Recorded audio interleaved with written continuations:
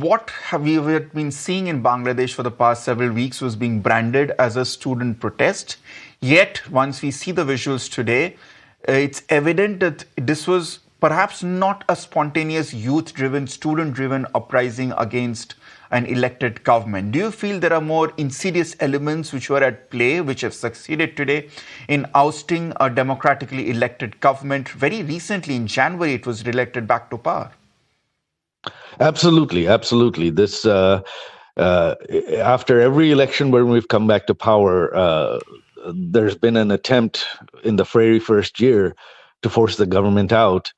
It's only this time that it succeeded, and it was the BNP and Jamaat especially were directly involved. The students, they were in the front, basically as human shields, and but the main rioters, they were heavily armed, most of them with weapons, with firearms, and so the students definitely did not have firearms. And so this was completely, and then we suspect there were foreign actors behind this as well. Could you specify who are the foreign actors here? Because there are a lot of vested interests in seeing a destabilized Bangladesh, a weakened Bangladesh. It could be China, it could be the West, it could be Pakistan. Can you specify who are these foreign interests that you could believe are behind fomenting this protest to ensure that an elected government gets destabilized? I can't comment on that, but I can tell you it definitely wasn't China. China has been very supportive. Regardless, we've maintained good relations with our policy has been to have friendship to all, and we've maintained good relations with everyone, both India and China. I can't comment on, I don't have exact information, so I can't really comment, but these are just my suspicions. Do you feel that this is a coup which has been orchestrated by your party's arch rival, the Bangladesh Nationalist Party, especially under the aegis of former Prime Minister Khaleda Zia? Oh, absolutely. They directly were called. They are the ones who started calling for the resignation of the government. The students did not make that demand first. Okay.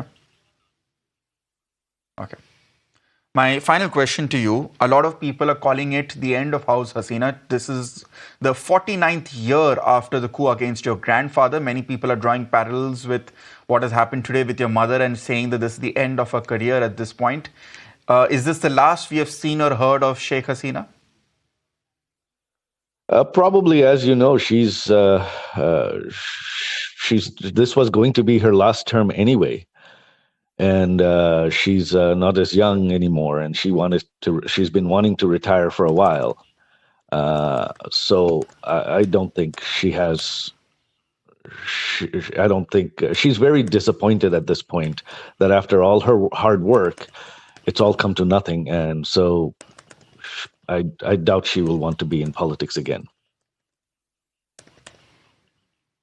Okay, that is quite a damning assessment coming in from the son of former 5-time Prime Minister of Bangladesh, Sheikh Hasina, Mr. Sajeeb Wazed. Thank you so much for speaking to Mirror Now, and we hope to be in touch with you to get the latest from what the former Prime Minister's next plan of action will be. Thank you so much for speaking to Mirror Now. Let me